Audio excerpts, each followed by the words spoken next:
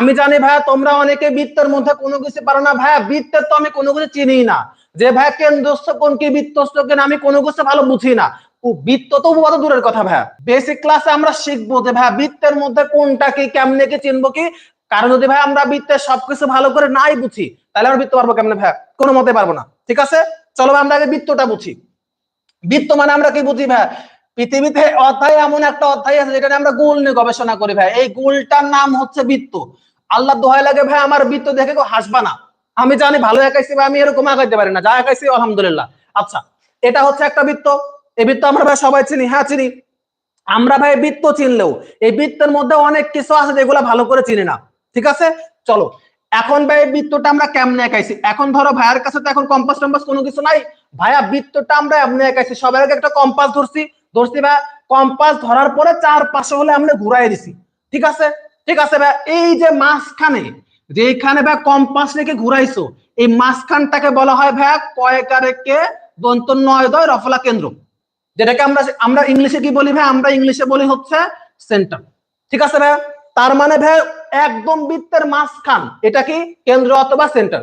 ঠিক আছে, আচ্ছা ভাই এরপরে এই যে বৃত্তের মধ্যে যে গোলটা আছে ভাই, যেটাকে আমরা অ্যাকুরেটলি বৃত্ত বলতেছি, এই যে গোল, এই গোলটাকে বলা হয় ভাই পরিধি।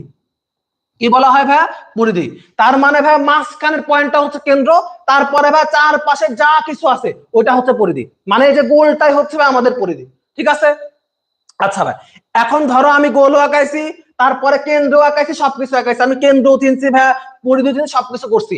এখন হচ্ছে ভাই ধরো আমার ইচ্ছা হয়েছে যে আমি এই বৃত্তের মধ্যে আন্দাজে দাগাচ্ছি, ধরো এরকম টান দিচ্ছি, এরকম রেখা দিচ্ছি, এরকম রেখা দিচ্ছি, এরকম রেখা দিচ্ছি, এরকম রেখা দিচ্ছি, রেখা দিচ্ছি দিচ্ছি দিচ্ছি দিচ্ছি যতগুলা রেখা আঁকানো যায়। এই যে যতগুলা রেখা আঁকাইছি একটা জিনিস খেয়াল করো ভাই, একটা রেখাও আমার মাঝখান দিয়ে যায় নাই। তার মানে ভাই আমি যত যেইভাবে রেখা আঁকাই, যেইভাবে ইচ্ছা হোক, যদি ভাই রেখাটা মাঝখান দিয়ে না যায়, খেয়াল করো ভাই একটা রেখাও কিন্তু আমার কেন্দ্র স্পর্শ করে নাই।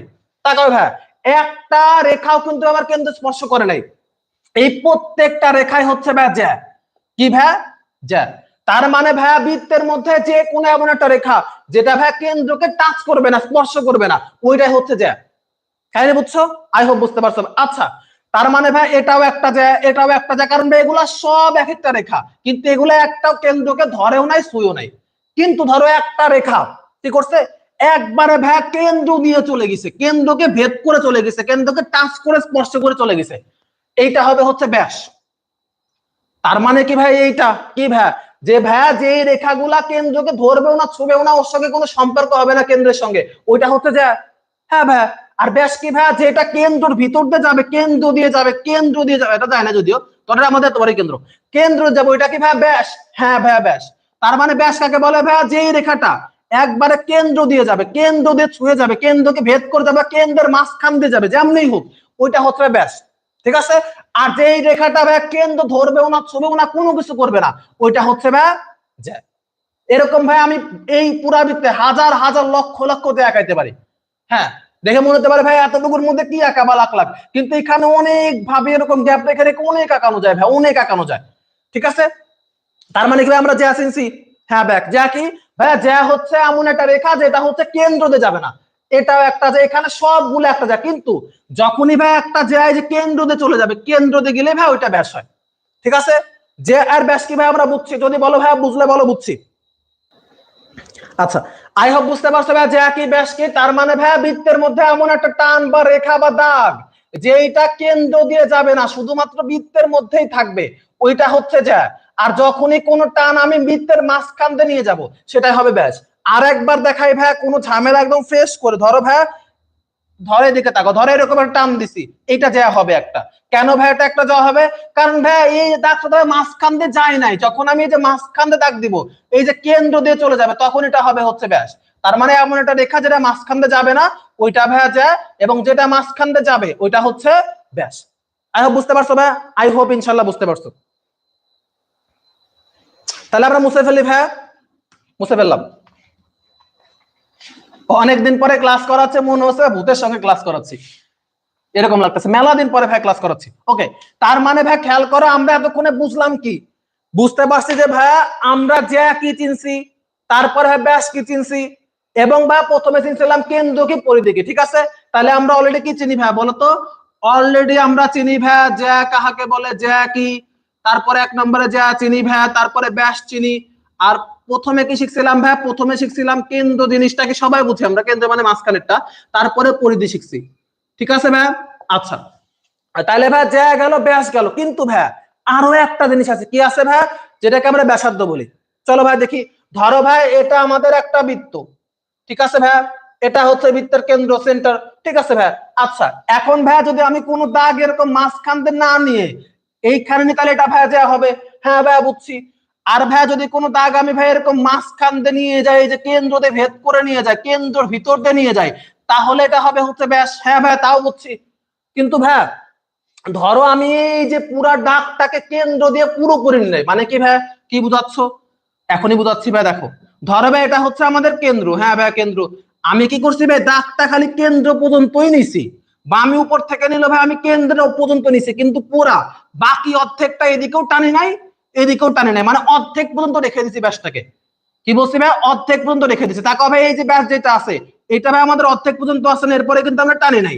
ব্যাসার্ধ, খেয়াল করো ভাই, শব্দটাকে ভাঙলে কি পাই? ব্যাস যোগ অর্ধ। ঠিক আছে ভাই? যখন ব্যাসের অর্ধেক থাকবে তখন এটাকে ব্যাসার্ধ বলবো।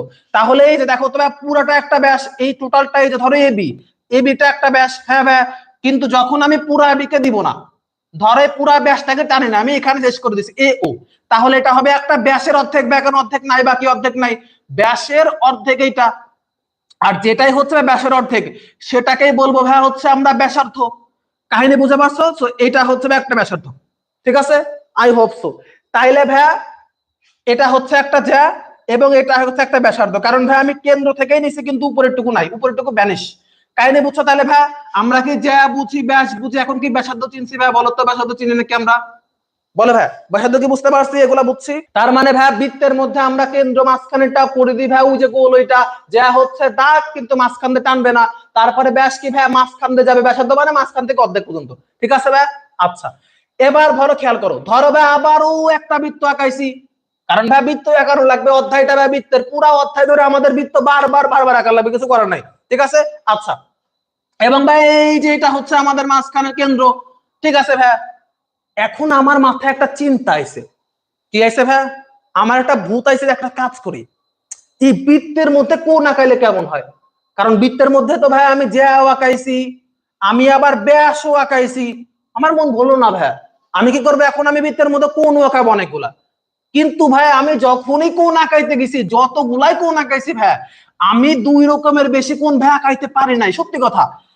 আমি ভাই যত কোণ, তুমি দেখো, আমি ধরো এখানে বৃত্তের মধ্যে এখানে একটা কোণ আঁকাইছি, এই যে একটা কোণ, তারপরে ধরো এখানে একটা কোণ আঁকাইছি, আমি যত হাজার হাজার লাখ লাখ কোণ আঁকাইছি, যতগুলাই কোণ আঁকাইছি ভাই, আবার ধরো এখানে একটা কোণ আঁকাইছি, ঠিক আছে, যতগুলাই কোণ আঁকাইছি ভাই, আমি 2 রকমের কোণের বাইরে পাই নাই। ঠিক আছে ভাই? একটা কোণ আমি দেখাচ্ছি, ধরো আমি তোমাকে এখন বুঝাই যে তাহলে বৃত্তের মধ্যে কয়টা কোণ আঁকানো যায়? 2টা। কি কি ভাই? চলো এখন বুঝি। ঠিক আছে, তাকো ভাই, এগুলা কিন্তু মোস্ট ইম্পর্টেন্ট। এইটার উপর ভিত্তি করে ভাই 20 আর 23 তোমাকে পারা লাগবে। ঠিক আছে? তাকো ভাই, ধরো এইটা হচ্ছে আমাদের বৃত্ত, মাশাআল্লাহ বৃত্ত তো ভালো আগে যাচ্ছে ভাই, এমন করতে পারবার না। তাকো, আচ্ছা, এটা হচ্ছে আমাদের কেন্দ্র, 2টা কোণ আঁকাবো, খেয়াল করো।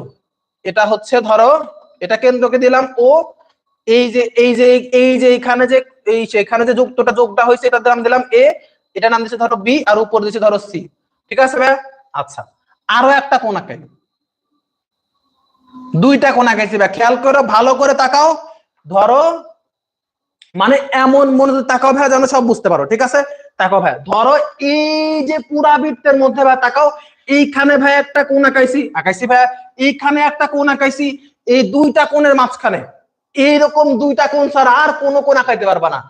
এই 2টা কোণের মধ্যে পার্থক্য কি ভাই? খেয়াল করো, একটা কোণ কই হইছে ভাই? দেখো তো, এই যে কোণটা আছে, এইটা ভাই বৃত্তের উপরে, পরিধির উপরে হইছে না ভাই? দেখো তো, এই যে বৃত্তের উপরে তৈরি হয়েছে না কোণটা?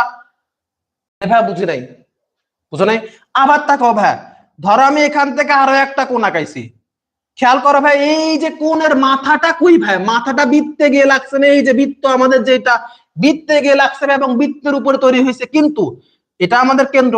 খেয়াল করো ভাই, কিন্তু যখন ভাই আমি এই যে কোনটা আঁকাইছি, এটা কিন্তু ভাই আমাদের বৃত্তের কোনো জায়গা লাগে নাই। এটা কোন জায়গায় হয়েছে ভাই, কোন জায়গায় কোথায় হয়েছে, এইটা হয়েছে ভাই বৃত্তের মধ্যে বা কেন্দ্রের মধ্যে। কই হয়েছে ভাই, এই কোনটা হয়েছে কেন্দ্রের মধ্যে, এবং এই যে কোনটা হয়েছে ভাই কই, এটা হচ্ছে ভাই বৃত্তের মধ্যে।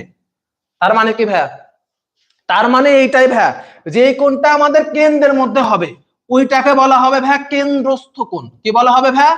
কেন্দ্রস্থ কোণ। আর যে কোনটা এরকম বৃত্তের পরিধির উপরে গিয়ে লাগবে এটাকে বলবো হচ্ছে ভাই আমরা বৃত্তস্থ কোণ। কাহিনী কিছু বুঝছো ভাই? I hope so. তার মানে ভাই এইটাও ভাই একটা বৃত্তস্থ কোণ। কেন ভাই? কারণ ওই যে দেখো মাথাটা বৃত্তের উপরে গিয়ে লাগছে, আর এটা একটা কেন্দ্রস্থ কোণ। কেন ভাই এটা একটা কেন্দ্রস্থ কোণ? কারণ ভাই দেখো তো এই যে মাথা কেন্দ্রের উপরে গিয়ে হয়েছে। আই হোপ তোমরা বুঝছো ভাই, আই হোপ সো বুঝে গেছো ভাই তোমরা ইনশাআল্লাহ। তাহলে আমরা কেবল কি বুঝলাম ভাই? কেবল আমরা বুঝছি কোনটা কেন্দ্রস্থ কোণ, কোনটা কেন্দ্রস্থ কোণ, আর কোনটা ভাই বৃত্তস্থ কোণ। তাইলে একটা জিনিস খেয়াল করতো ভাই, আমরা এতক্ষণ ধরে এত কিছুর মাঝখানে কিন্তু ভাইয়া কেন্দ্র শিখে ফেলছি। হ্যাঁ ভাই, এই যে মাঝখানেটা কেন্দ্র বুঝছি, পরিধি কোনটা ভাই, এই যে বৃত্তটাই পরিধি। হ্যাঁ ভাই এটাও বুঝছি, যা কোনটা ভাইয়া, এই যে ভাইয়া ধরে যে একটা টানই যায় মাঝখান দিয়ে যায়, ব্যাস কোনটা ভাইয়া, এই যে ধরো এখান থেকে মাঝখান দিয়ে নিয়ে গেছি, মাঝখান দিয়ে গেছি, এটা একটা ব্যাস। ব্যাসার্ধ কোনটা ভাই, ওই অর্ধেকটা একটা ব্যাসার্ধ, এটা একটা ব্যাসার্ধ। হ্যাঁ ভাইয়া, কেন্দ্রস্থ কোণ কোনটা ভাই, এই যে কেন্দ্রে উৎপন্ন হলে কেন্দ্রস্থ কোণ, এই যে ভাই বৃত্তে কি উৎপন্ন হলে বৃত্তস্থ কোণ। বুঝছো না ভাইয়া? আলহামদুলিল্লাহ বুঝছো। আচ্ছা, এখন ভাই আমরা বুঝবো যে চাপ কি। ঠিক আছে, এখন আমরা চাপ বুঝবো। কি বুঝবো ভাইয়া? চাপ। আর চার্জ লিখছি রে ভাইয়া, আরে চাপ। আমার এই ফোন বন্ধ হয়ে গেছে, এর জন্য ভাইয়া চার্জ নাই, এর জন্য ভাই তোমাদের হতে চার্জ দেখতে পাচ্ছেন, আই এম সো সরি। তাহলে ভাই আমরা সবাই বুঝছি কেন্দ্রস্থ কোণ কোনটা, বৃত্তস্থ কোণ কোনটা। এটা না বুঝলে কিন্তু ভাই সামনের কোনো কিছু পারবা না, সেটা খুব ইম্পর্টেন্ট। আচ্ছা,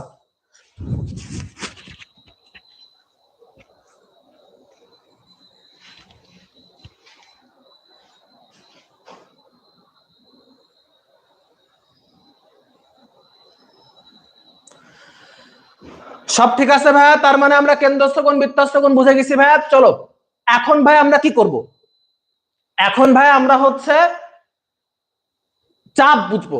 আচ্ছা, আমরা আবার আগের চিত্রটাই আঁকাই ভাই। আহারে বৃত্তরে দিন দিন আমার বৃত্তের অবস্থা খুবই খারাপ হয়ে যাচ্ছে ভাই। ঠিক আছে, এটা হচ্ছে বৃত্ত এবং বৃত্তের মাঝখানেরটা ভাই কেন্দ্র। হ্যাঁ ভাই কেন্দ্র। কি বৃত্ত আঁকাইছি ভাই, এটা কোনো বৃত্ত হইছে? আল্লাহ, রুট ধরো বাসায় যদি ভাই তুমি চেষ্টা করে রুটি বানাতে যাও, এর চাইতে ভালো রুটি হবে। আমি যে বৃত্ত আঁকাইছি কিছু করার না ভাই। আচ্ছা, এটা ধরো আমাদের কেন্দ্র। ঠিক আছে ভাই। আচ্ছা, এইটা যে একটা কেন্দ্রস্থ কোণ ভাই। আচ্ছা, কেন্দ্রস্থ কোণ বুঝছি ভাই। এবং এটা হচ্ছে কি ভাই, এটা হচ্ছে একটা বৃত্তস্থ কোণ। আহারে দাঁড়া ভাই, এটা হচ্ছে একটা বৃত্তস্থ, চাপটাই ঠিক হচ্ছে না, ওয়েট। তাহলে এইটা হচ্ছে ভাই আমাদের বৃত্তস্থ কোণ। ঠিক আছে ভাই। আচ্ছা, খেয়াল করো ভাই, যখন ভাই আমি এইখানে যে কোণটা আঁকাইছি, এই যে কোণ আঁকাইছি না ভাই, যখন খেয়াল করো ভাই, যখন এই যে কোণটা হইছে, কোণটা হওয়ার পরে দেখো তো ভাই, এই যে কোণটার জন্য এখানে দুই, ধরো এটা একটা পুরোটা পিৎজা স্লাইস ভাই। এটা হচ্ছে কি, এটা হচ্ছে ধরো পুরোটা একটা পিৎজা, ডিমের মতো হইছে, ধরো ডিমে আঁকাইছি। ধরো ভাই এটা একটা পুরাটা পিৎজা স্লাইস, এবং পিৎজা স্লাইসের মধ্যে এটা একটা স্লাইস। এখন খেয়াল করতে হবে এখানে কয়টা স্লাইস আছে, কয়টা টুকরো আছে ভাই। এখানে কয়টা টুকরো আছে? দুইটা টুকরো আছে ভাই। কোনটা? এই যে ভাই এইখানে একটা টুকরা আছে, আর এই যে পুরা বড় একটা টুকরা আছে। এই দুইটা টুকরা মিলে এখানে হইছে। আবার এখানে খেয়াল করা ভাই যে এইখানেও এই যে ছোট একটা টুকরা আছে, ছোট্ট একটা টুকরা, আর এই যে ভাই বড় একটা টুকরা আছে, এই যে বড় টুকরা। ঠিক আছে ভাই, এখানে কয়টা টুকরা আছে ভাই? দুইটা টুকরা আছে। ঠিক আছে, বড় যেই টুকরাটা আছে ভাই, মানে বড় যে এই যে ছোট এই টুকরা গুলাকে ভাই চাপ বলা হয় বৃত্তের ভাষায়। কি বলা হয় ভাই? চাপ। ঠিক আছে। আচ্ছা, চাপ ভাই খেয়াল করো, যেটা হচ্ছে বড় চাপ, বলো তো ভাই এখানে দুইটার মধ্যে কোনটা বড় চাপ? আরে ভাই চোখে ভালো করে দেখা যাচ্ছে কি ভাই, এই যে বড়টাই হয়েছে, এটা হচ্ছে বড় চাপ। ঠিক আছে, যে চাপটা ভাই বড় ওকে আমরা বলবো হচ্ছে অধিচাপ। ঠিক আছে, আর যেই চাপটা এই যে এরকম ছোট, এই যে এখানে যেরকম ছোট একটা চাপ, এটা ছোট একটা চাপ, এখানে ছোট একটা টুকরা আছে, এই যে ছোট একটা টুকরা ভাই এখানে, আর বড় টুকরা এটা, ছোট চাপটাকে বলবো আমরা হচ্ছে ভাই উপচাপ। তার মানে বৃত্তের ছোট চাপ কোনটা ভাই? ছোট চাপ হচ্ছে উপচাপ। 7 নম্বরে আমরা উপচাপ শিখছি ভাই। আর বড় চাপ হচ্ছে ভাই অধিচাপ। কাহিনী কি বুঝতে পারছো ভাই? বলো তো। বলা বুঝতে পারছো যে ভাইয়া চাপ কি? চাপ হচ্ছে ভাই বৃত্তের মধ্যে যে বৃত্তকে যতগুলা খণ্ড আছে, বৃত্তের মধ্যে দেখা দুইটা খণ্ড আছে, এই ছোট একটা খণ্ড হয়েছে, এখানে দেখো ছোট একটা খণ্ড হয়েছে যে এই যতটুকু, আর বাকি পুরা গোলটুকু। কাহিনী বুঝছো? অধিচাপ কি, তারপরে হচ্ছে উপচাপ, অধিচাপ কি। এখন আমরা চলো এই যে বেসিক যেগুলো আছে ভাইয়া, এগুলো যদি ভালো করে বুঝো তাহলে বাকি যে কোনো আমরা পারবো।